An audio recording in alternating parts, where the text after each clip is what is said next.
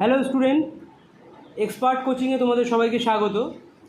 তো আশা করি তোমরা সবাই ভালো আছো।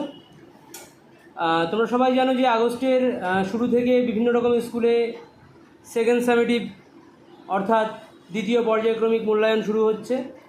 তো তার জন্যই আমি ক্লাস 10-এর অঙ্ক বিষয়ে সেকেন্ড সামেটিভ অঙ্ক বিষয়ে একটু সাজেশান কিছু পেইড করেছি নিজের মতো করে।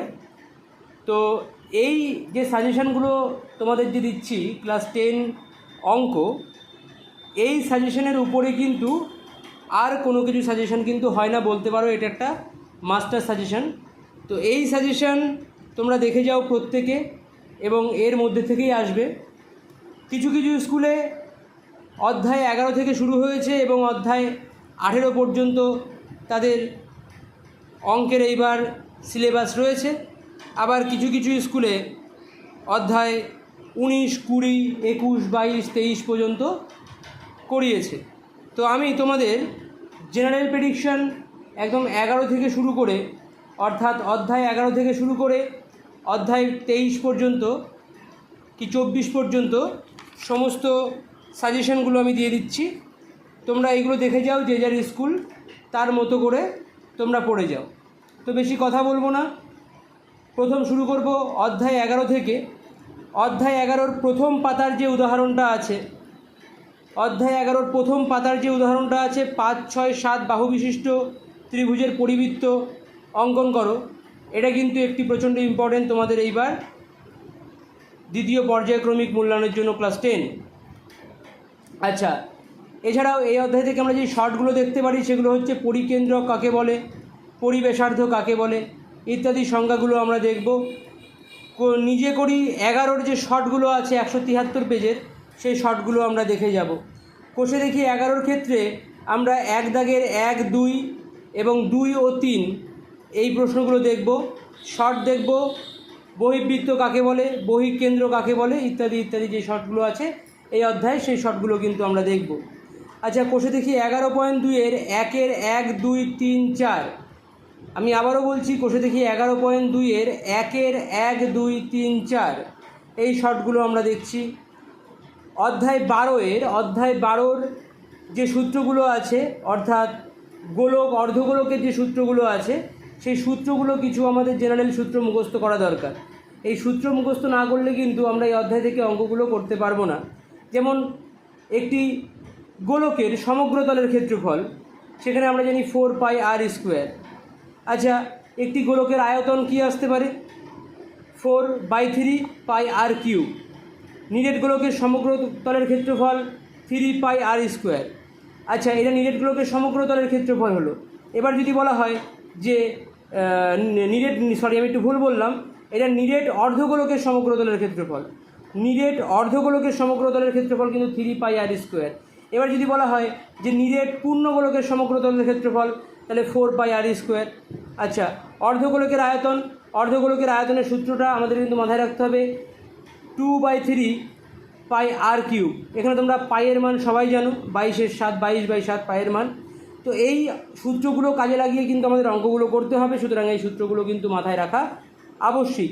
এছাড়া কোষে দেখি 12-র 3, 4, 6, 8, 10, 12, 14। আবারও বলছি, কোষে দেখি 12-র 3, 4, 6, 8, 9, 10, 12, 14। এর মধ্যে আমরা যেই প্রশ্নগুলো দেখব খুব গুরুত্ব দিয়ে, সেগুলো হচ্ছে 6, 9, 10 এবং 12। এছাড়া এই অধ্যায় থেকে যেসব শর্টগুলো আমরা দেখব, MCQ 15 দাগের যে MCQ যেগুলো আছে 2, 3, 4 এবং 185 পেজের 16 দাগের 1, 4, 5। আচ্ছা, এবার আসছি আমরা অধ্যায় 13-তে। অধ্যায় 13-তে আছে সরল ভেদ, ভেদ ধ্রুবক কী, সরল ভেদ কী, এগুলো শর্ট হিসেবে আমরা দেখব। এছাড়া 190 পেজের প্রয়োগ 6, প্রয়োগ 9, প্রয়োগ 10। এছাড়া 194 পেজের প্রয়োগ 22, 23 খুব ইম্পর্টেন্ট। 193 পেজের প্রয়োগ 21 খুব ইম্পর্টেন্ট। প্রয়োগ 15টা আমরা দেখব, প্রয়োগ 18টা আমরা দেখব। এই কটা প্রয়োগ কিন্তু আমরা দেখে যাব।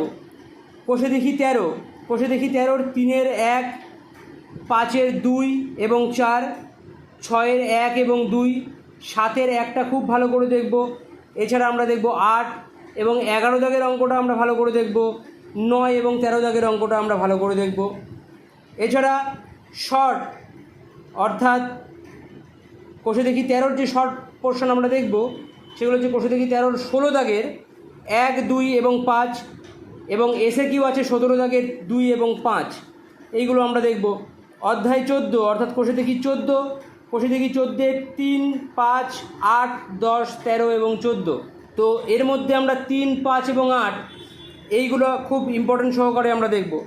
এছাড়া শর্ট আমরা দেখছি এর মধ্যে কি 16 2-এর শর্টটা আমরা দেখি 16 2, 16 5। আচ্ছা, এছাড়া সত্য অসত্য বা সত্য মিথ্যা এখানে আমরা দেখব 1 এবং 2 এবং 17-র 1, 2 এবং 4, এইগুলো আমরা শর্ট বেসিসে আমরা দেখব। এছাড়া কোষে দেখি 15, কোষে দেখি 15.1, কোষে দেখি 15.1-এর 4 এবং 5, পেজ নাম্বার 211-র যে উপপাদ্যটা আছে 41 দাগের উপপাদ্য, খুব গুরুত্বপূর্ণ উপপাদ্য। আবারও বলছি, পেজ নাম্বার 211 দাগের 41 দাগের উপপাদ্য খুব গুরুত্বপূর্ণ। এছাড়া আমরা শর্ট হিসেবে এখানে দেখব অন্তঃস্পর্শক, বহিঃস্পর্শক, সাধারণ স্পর্শক এবং সরল সাধারণ স্পর্শক, তির্যক সাধারণ স্পর্শক। এই যেগুলো বললাম এগুলো 214 থেকে 215 পেজের মধ্যে তোমরা সবাই পেয়ে যাবে। আচ্ছা, এরপরে আসছে কোষে দেখি 15, কোষে দেখি 15.2, কোষে দেখি 15.2-এর 2, 4 এবং 5-এর অঙ্কগুলো আমরা খুব ভালো করে দেখব। এছাড়া আমরা দেখব পেজ নাম্বার 219-এর 11 দাগের 1, 2, 3, 4 এবং 5, 220 পেজের 12-র 1 এবং 5, এগুলো আমরা দেখে যাব খুব ভালোভাবে। আচ্ছা, অধ্যায় 16 আমরা পাবো লম্ববৃত্তাকার শঙ্কু। লম্ববৃত্তাকার শঙ্কুর ক্ষেত্রে আমরা বলবো যে এখানে কিন্তু সূত্রগুলো খুব গুরুত্বপূর্ণ কাজে দেবে, অর্থাৎ সূত্রগুলো আমাদের দেখতে হবে। যেমন লম্ববৃত্তাকার শঙ্কুর বক্রতলের ক্ষেত্রফলের সূত্র আমরা কি জানি, পাই আর এল। এখানে আর হচ্ছে ভূমির ব্যাসার্ধ এবং এল হচ্ছে তির্যক উচ্চতা। এই জিনিসগুলো কিন্তু আমাদের মনে রাখতে হবে, অঙ্ক করতে গেলে আমাদের এই জিনিসগুলো কিন্তু খুব কাজে আসবে। লম্ববৃত্তাকার শঙ্কুর সমগ্রতলের ক্ষেত্রফল আমরা কি জানি, পাই আর ইন্টু আর প্লাস এল।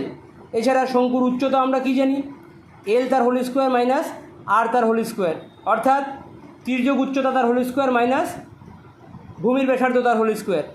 আচ্ছা, শঙ্কুর আয়তন 1/3 পাই আর স্কোয়ার এইচ।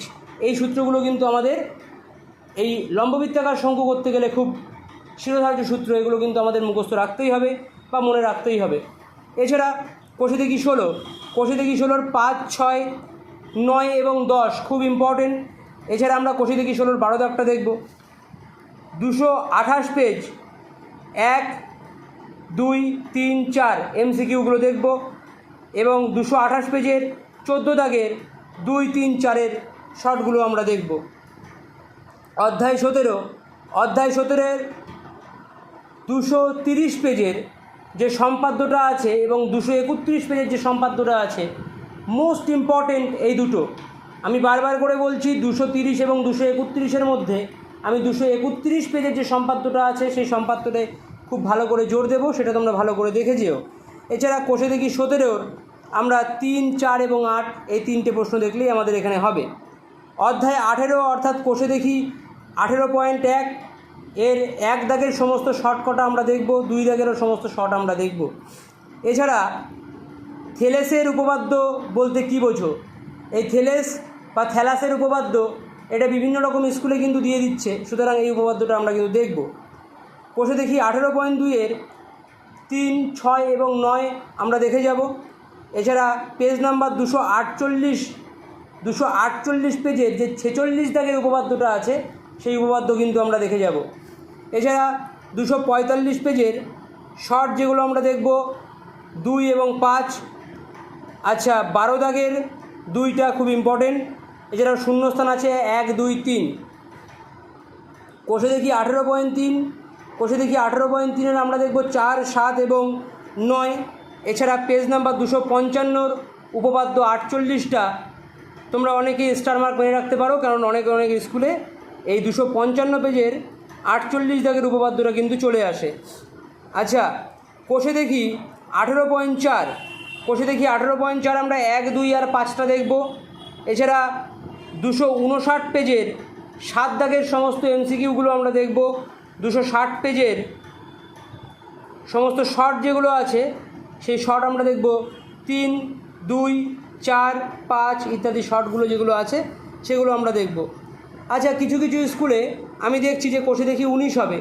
যাদের কোষে দেখি 19 হবে তারা কোষে দেখি 19-এর 7, 8, 10, 13 এবং 14টা ভালো করে দেখবে, এবং কোষে দেখি 19 এর 266 পেজের এবং 267 পেজের 17 দাগের এমসিকিউ এবং 18 দাগের এমসিকিউ, 17 দাগের এমসিকিউ 3, 4, 5 এবং 18 দাগের শর্ট যেগুলো আছে 2 এবং 3 খুব ইম্পর্টেন্ট সহকারে দেখে যাবে। আচ্ছা, এছাড়া অধ্যায় 20 অনেকের হবে। অধ্যায় 20 272 নম্বর পেজের একটি শর্ট আছে, 1 রেডিয়ান সমান সমান কত, অর্থাৎ 1 রেডিয়ানের মান কত। তাহলে 1 রেডিয়ানের মান আমরা কত জানি? 57 ডিগ্রি 16 মিনিট 22 সেকেন্ড প্রায়। এটা কিন্তু অনেক স্কুলে দিয়ে দেয়, সুতরাং এই শর্টটা আমরা দেখব। এছাড়া 274 পেজের প্রয়োগ 8 2 নম্বরের জন্য আমরা দেখব। 274 পেজের প্রয়োগ 8 কোষে দেখি 20-র 4, 5 এবং 6 আমরা দেখব। পেজ নাম্বার 277-এর এমসিকিউ 1 এবং 4 আমরা দেখব। এছাড়া কোষে দেখি 23.1-এর 6 দাগের প্রশ্নটা কিন্তু আমাদের খুব ইম্পর্টেন্ট, আমরা এটা দেখে যাব। কোষে দেখি 23.2-এর অঙ্কগুলো করার জন্য, অর্থাৎ এখানে আছে ত্রিকোণমিতি। এই ত্রিকোণমিতির অঙ্ক করার জন্য কিন্তু আমাদের তার আগের পেজের যে ছকটা আছে সেই ছকটা আমাদের ভালো করে দেখতে হবে। অর্থাৎ sine 0 degree, sine 30 degree, sine 45 degree, sine 60 degree, sine 90 ডিগ্রির যে মানগুলো, sine, cos, tan, cosec, sec, এই যে মানগুলো, এই মানগুলো কিন্তু আমাদের ভালো করে দেখতে হবে। আচ্ছা, কোষে দেখি 23.2-এর 5-এর 4, 6 এবং 7 আমরা দেখব।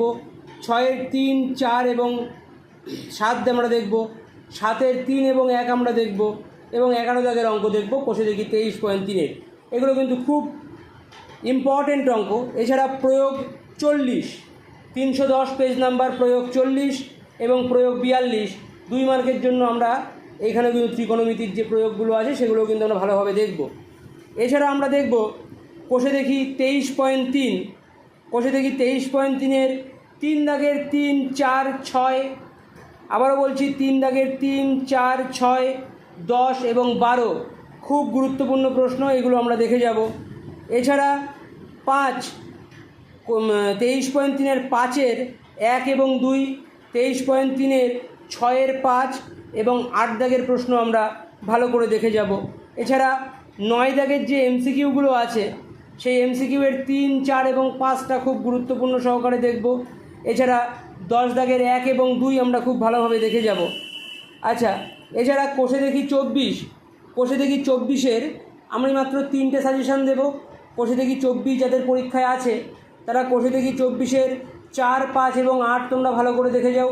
এর মধ্যে 8টা খুব গুরুত্বপূর্ণ আসতে পারে, এবং এর মধ্যে আমরা দেখব এমসিকিউ 12 দাগের যে এমসিকিউগুলো আছে সেই এমসিকিউয়ের 4 এবং 5 এবং 13 দাগের যে শর্টগুলো আছে সেই শর্টগুলো 1, 2 এবং 4, এর মধ্যে 4 দাগটা খুব ভালো করে আমরা দেখব।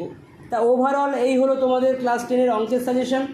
তোমরা যারা ক্লাস 10-এ পড়ছো এবং সেকেন্ড সেমেটিভ অঙ্ক নিয়ে খুব ভয়, একটা ভীতি তোমাদের কাজ করছে, অনেকে আছে যারা অঙ্কের প্রিপারেশন খুব খারাপ, তাদের বলবো লাস্ট টাইম সাজেশান বা লাস্ট টাইম বুস্টার ডোজ হিসেবে তোমরা এই যে সাজেশনগুলো আমি বলে দিলাম এই সাজেশনগুলো মনে প্রাণে দেখে যেতে পারো, এবং এর মধ্যে দেখলেই কিন্তু তোমাদের পাস মার্কটা কিন্তু চলে আসবে। পাস মার্ক তোমাদের কিন্তু কেউ আটকাতে পারবে না, এবং তোমরা যদি ভালো করে দেখে যাও তাহলে শুধুমাত্র পাস মার্ক না, এর থেকেও আরও তোমরা অনেক ভালো কিছু আশা করতে পারো।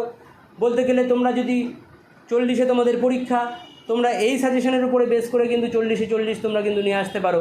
সুতরাং ভালো করে দেখে যাও, পরীক্ষা একদম আমাদের দৌড় প্রান্তে।